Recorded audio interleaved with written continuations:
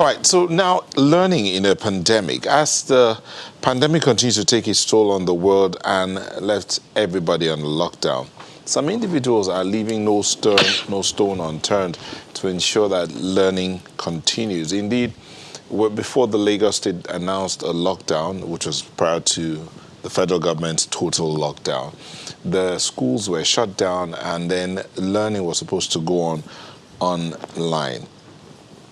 The question is, how is that working out for the students and their parents? How's that working? Are they learning?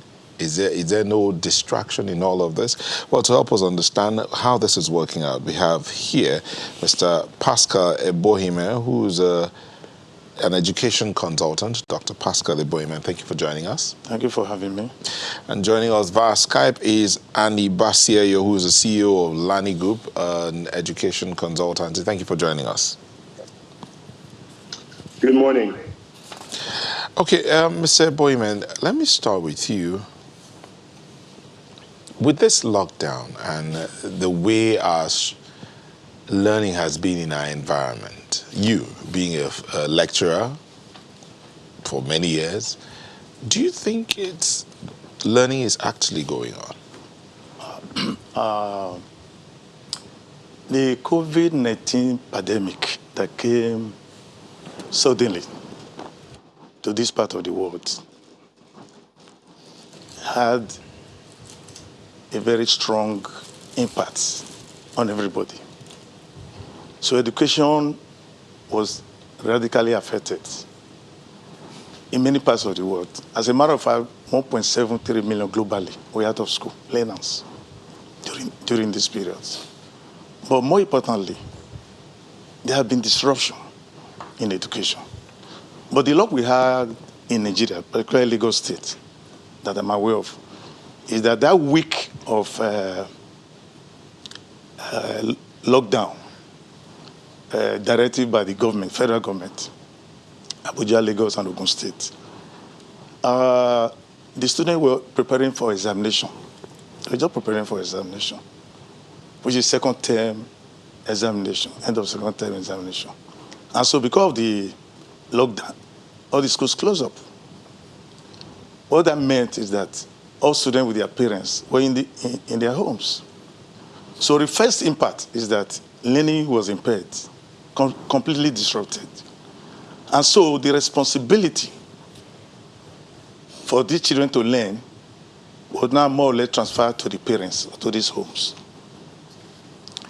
Then secondly, many schools were responding to this challenge. And so many of them thought of digital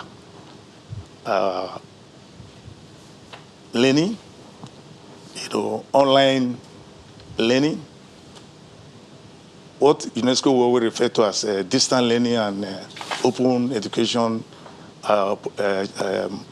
programs. Now, many schools were using online platform, but there are a lot of challenges, so many challenges.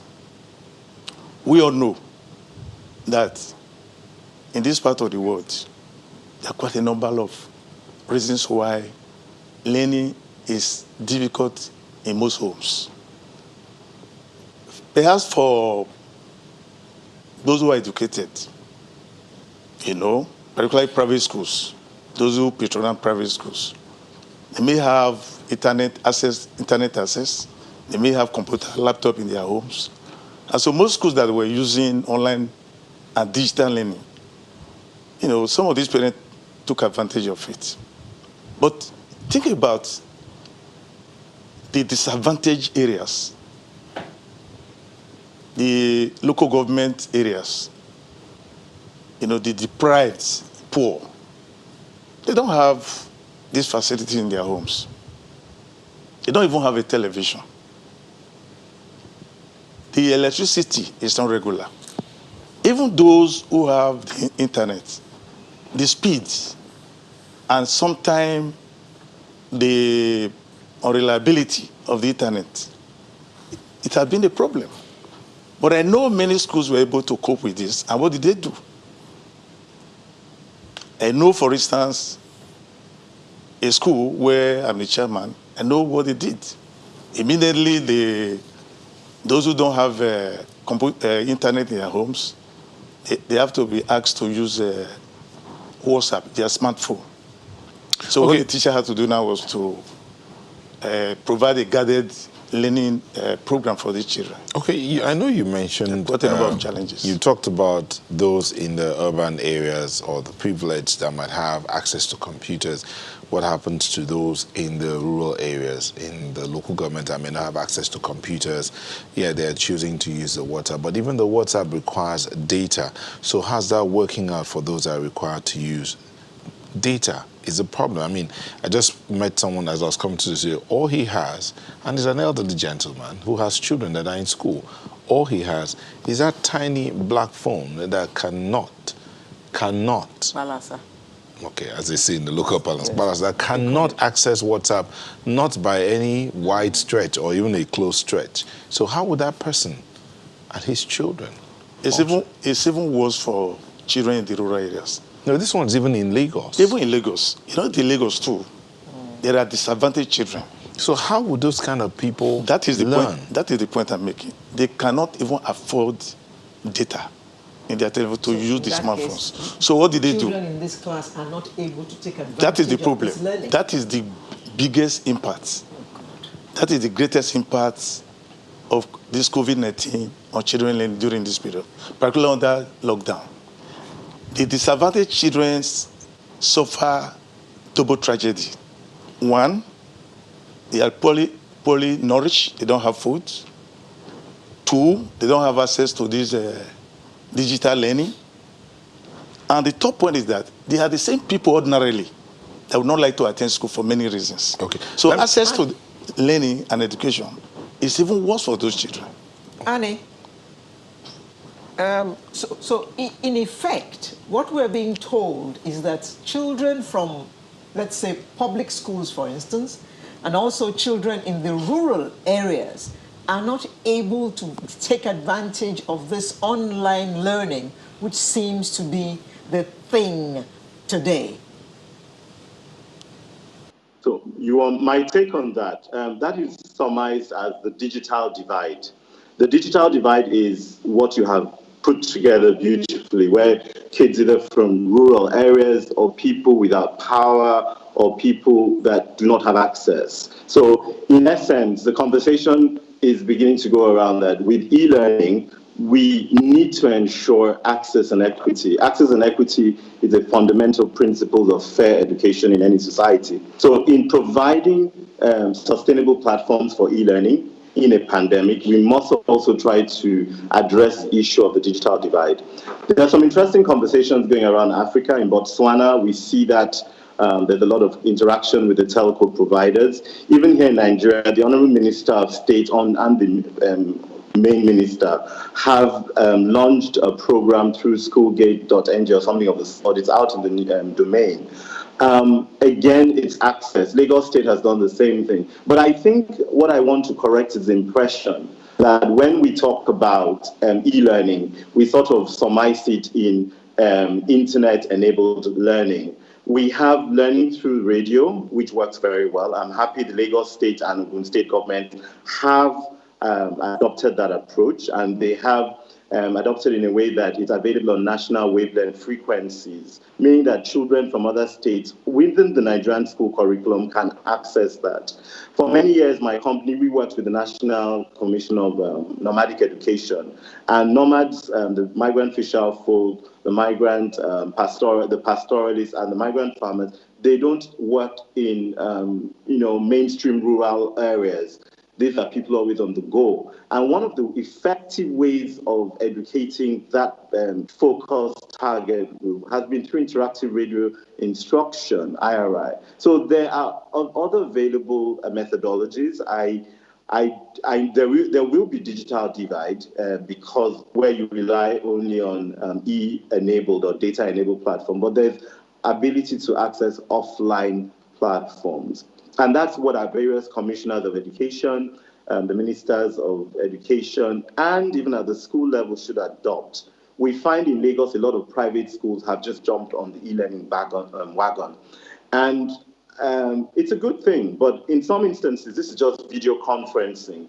E-learning is just a methodology to reach the learner, and there still needs to be that instructor-learner bridge. The pedagogy must be there, so people are not just repeating things on a video conference call, but people are teaching children. We need to look at the quality assessment. Those are things that matter, because it's not just a matter of teaching, but it's a matter of being able to assess that the child has actually learned something.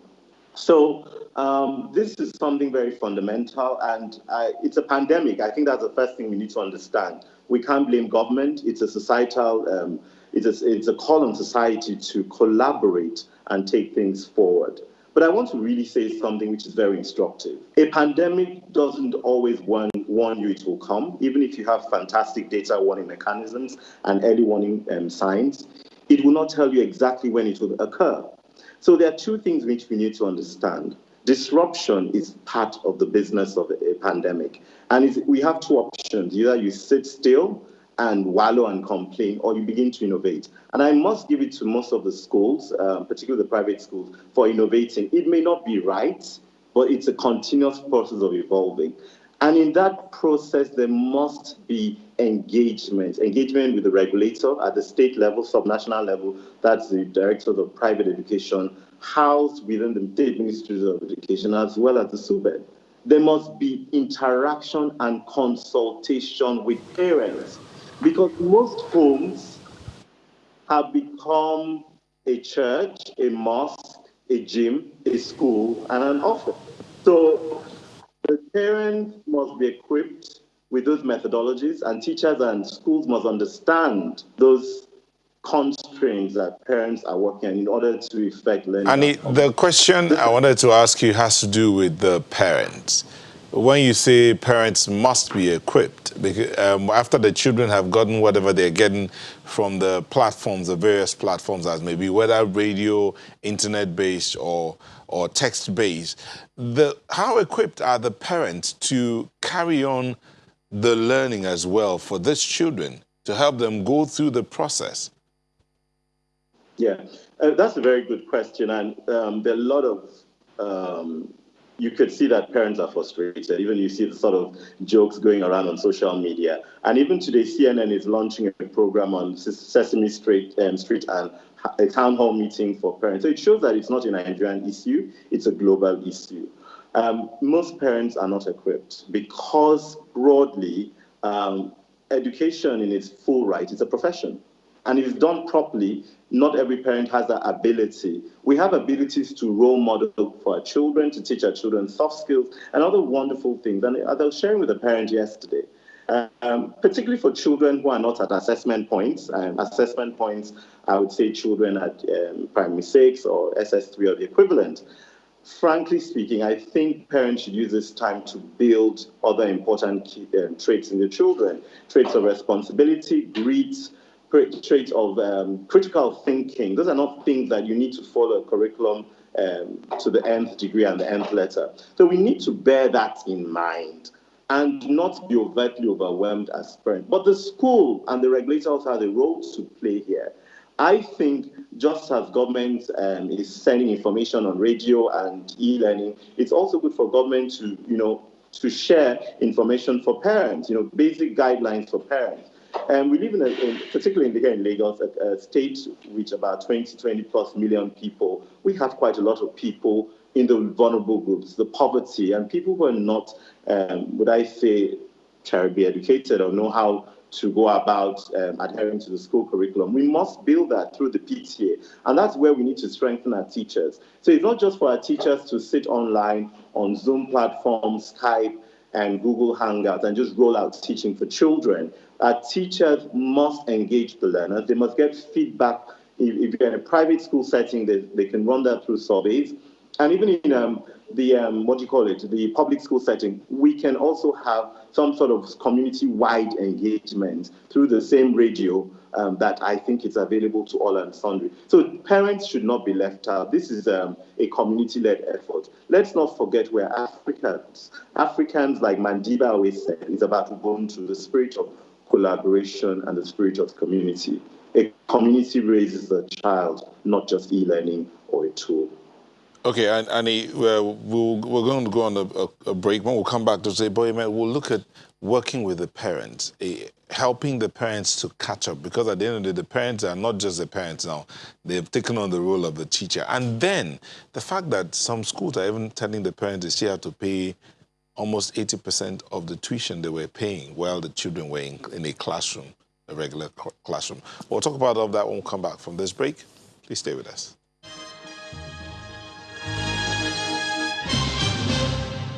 Thank you for staying with us. We're looking at learning in a pandemic. Dr. Boyman, yes, the students have taken on different measures that have been put out there by government and different schools, as the case may be. But the question of the parents taking on the role of, because some parents are having to work at home, so they are torn between doing their work and doing the job of the teacher. How can that be managed? Before I address this issue, let me correct the impression. And that is the digital learning and online learning, or even the use of radio and television, has not been the traditional way of learning by our children. It's a new development in Nigeria, even though in 1 or 2 decades, you have this in the advanced countries of the world. That fact is very, very important. So what is happening is that the role of teacher has been transferred to parents. But the question is, 2 issues are very key in education. One is access to education, and the other one is quality of education.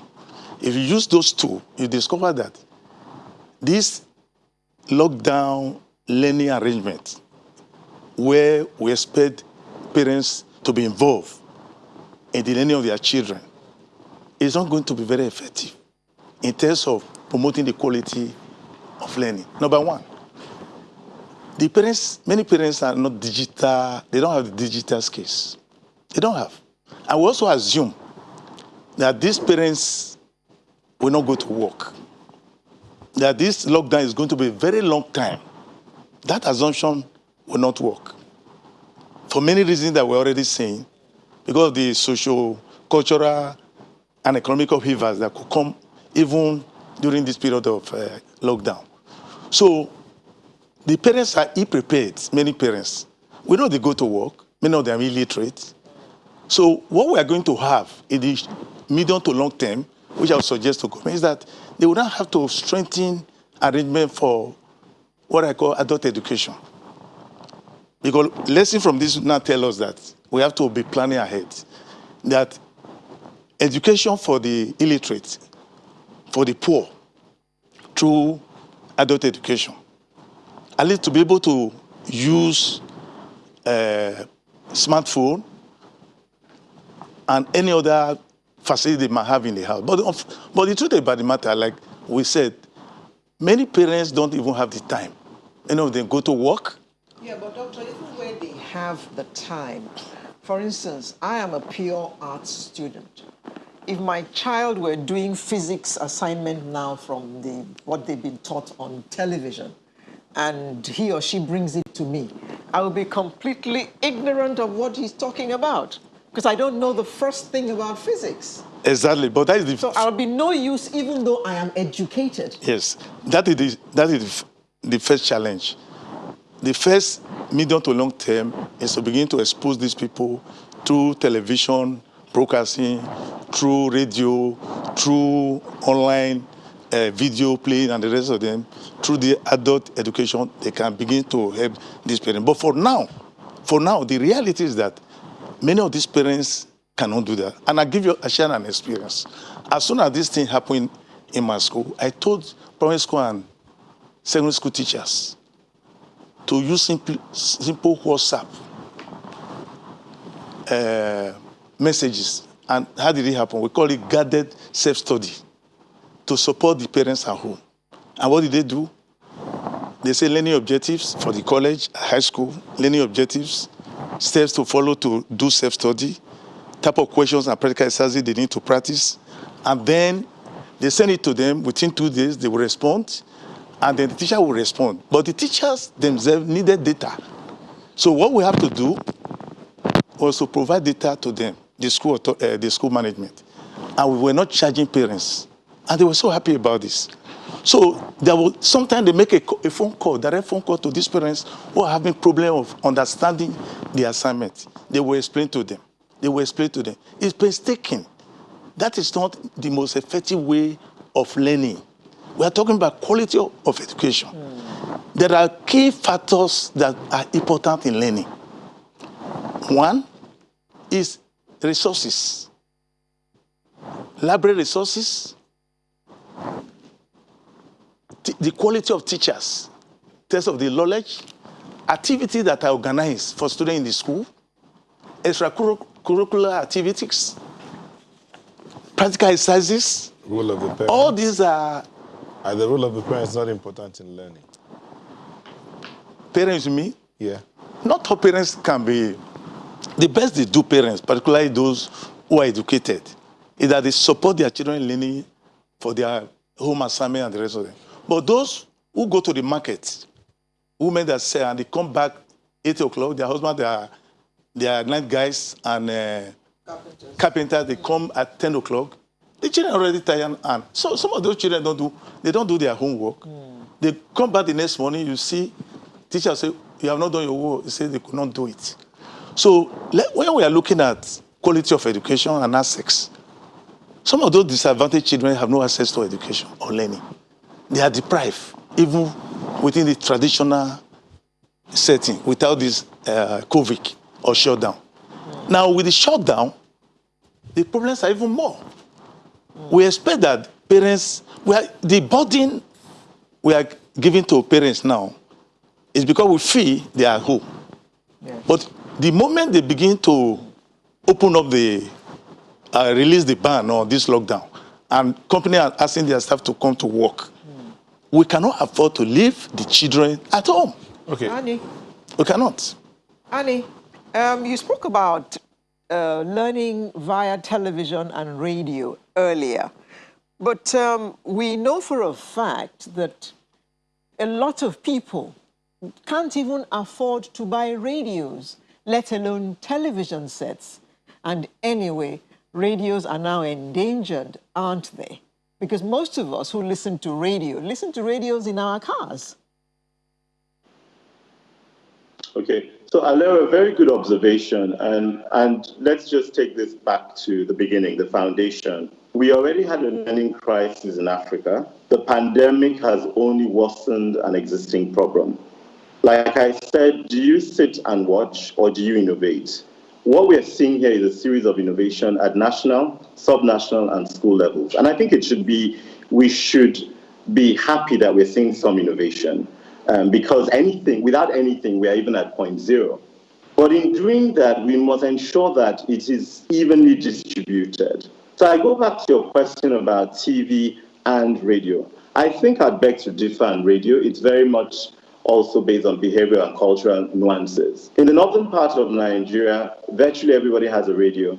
The BBC Hausa service works very effectively.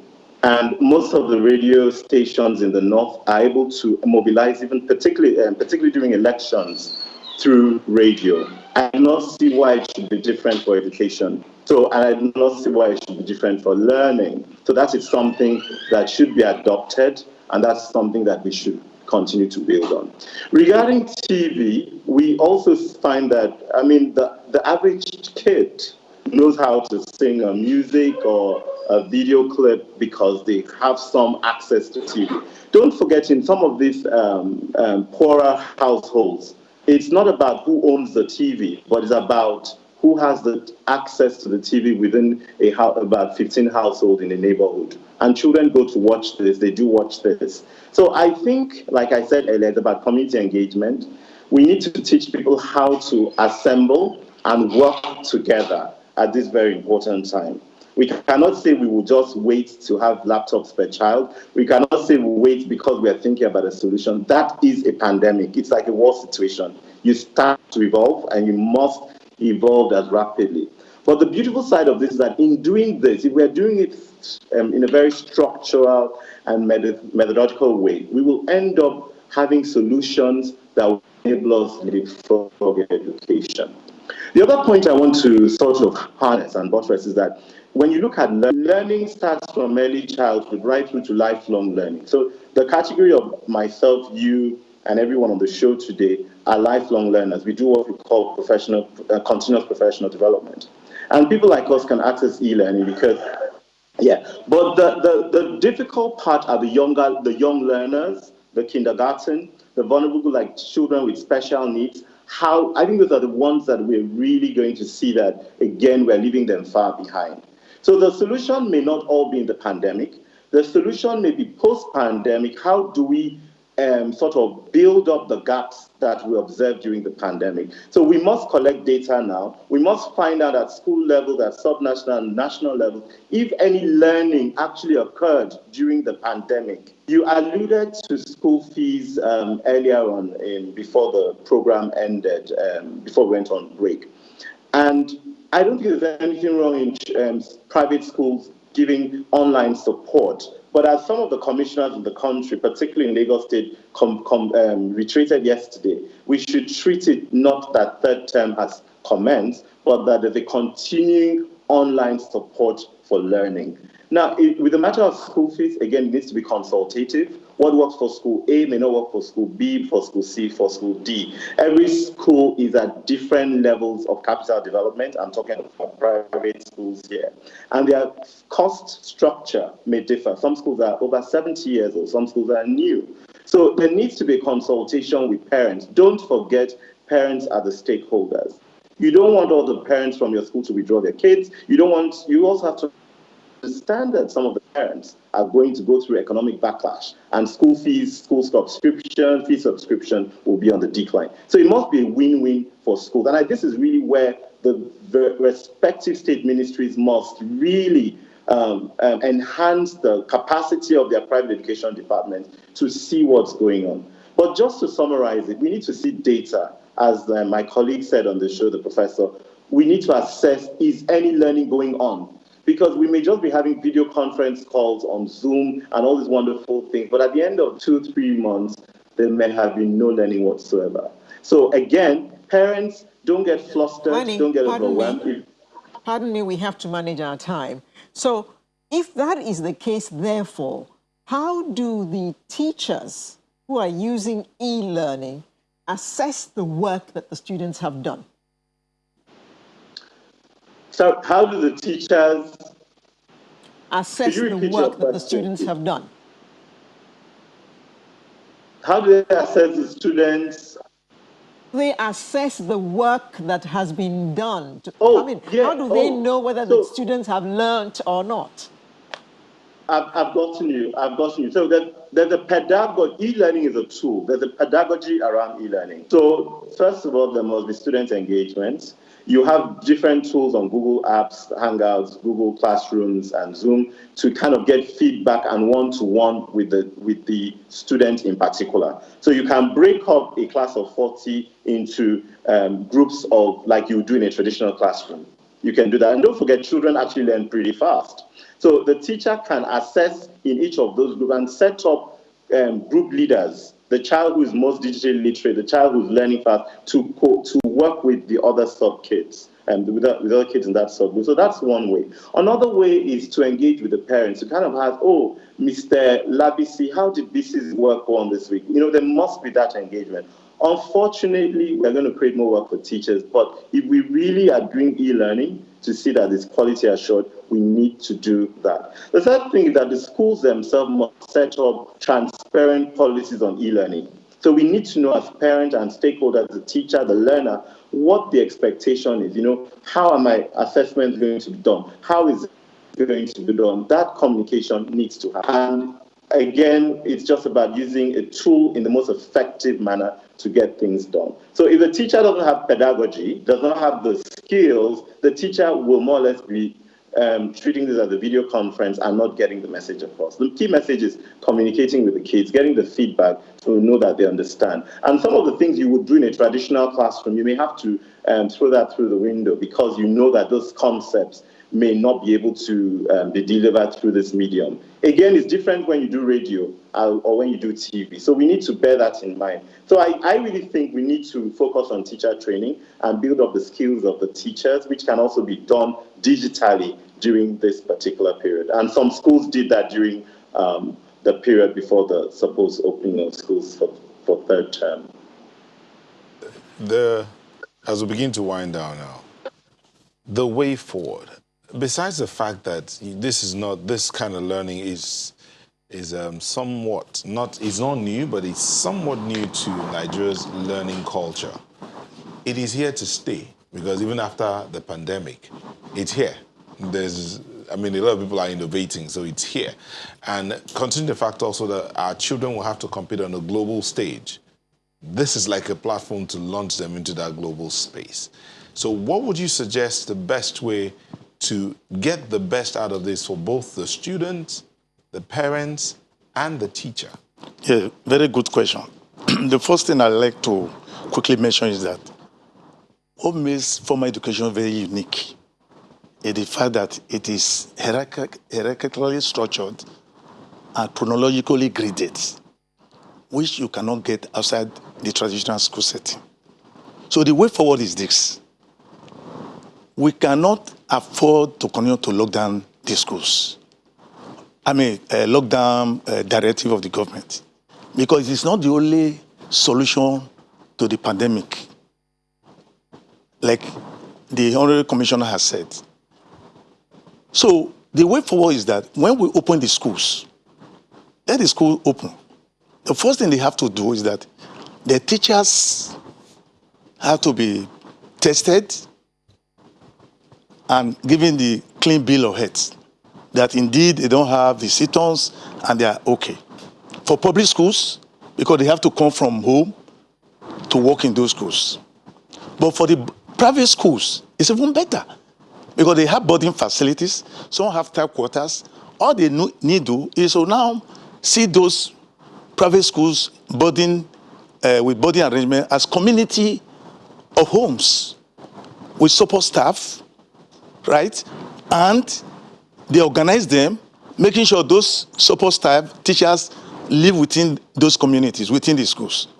And believe you me, the hazards issue that we are talking about, having to wear face masks, having to ensure physical distance, ensuring that there are no large groupings, avoid all those large groupings, like practical exercises, morning assemblies, and have more teaching going on in the classes.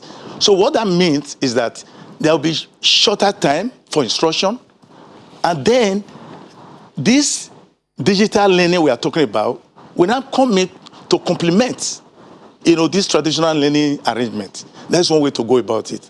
Now, for public schools under the lockdown, you have busing system and the rest of them. There are challenges, but the fact that when they come to the school, that could be staggering for large schools, staggering of arrival and closing. So that some will come in the morning and close around 12 and 1, because other extracurricular activities that are no longer there. Are no longer there, at least to deal with the issue of social distance, physical distancing. And so they now have more time for those who come in the afternoon.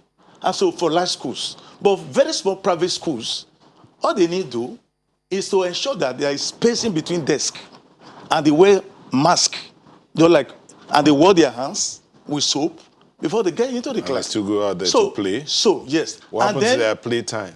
The play time will be restricted for now. But there won't be any social distancing. For now, it's a short-term measure. But how did you do that? With the advancing information technology we are talking about, this e-learning, online, there is Zoom, cloud meeting. You can organize small groups where students can interact after school, right? And in the case of the program which I mentioned earlier that I developed over 4 years, what they do that they have inbuilt practical exercises that will involve Zoom where they can play, and there are e-coaches. Okay, all right. So, let's get a word from Mr. Basse as we wind down. The way forward in 10 seconds, please. In 10 seconds, I think most children will not like me saying this, but maybe a way forward is to assume that we've begun a summer holiday now. And when the pandemic is sort of flattened out, looking at some data coming out of Singapore, we're looking at about May to June.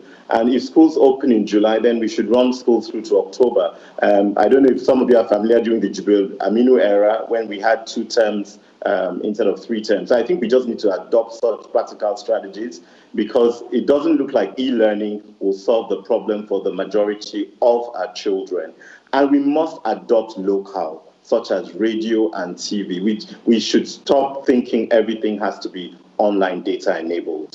I think that is it for me. And just to reiterate, e-learning was here before. We've had Open University in Nigeria. We had the National Teachers Institution. We've had correspondence learning. So it's about a psychological and behavioral change we're going to see. Education has moved to digital. Schools may not even exist in brick and mortar in the coming years. And it's time we adapt it and we, at national, subnational level, let's build the policies that will enable to train our teachers to handle the post-pandemic education era. Thank you very much. Thank you, Annie Bastier, who's the CEO of Lani Group, an education consultancy, and Pascal Bohimen, an education consultant also. Thank you for sharing your thoughts with us today. Thank you so much. So, all right, so we'll be back in a moment.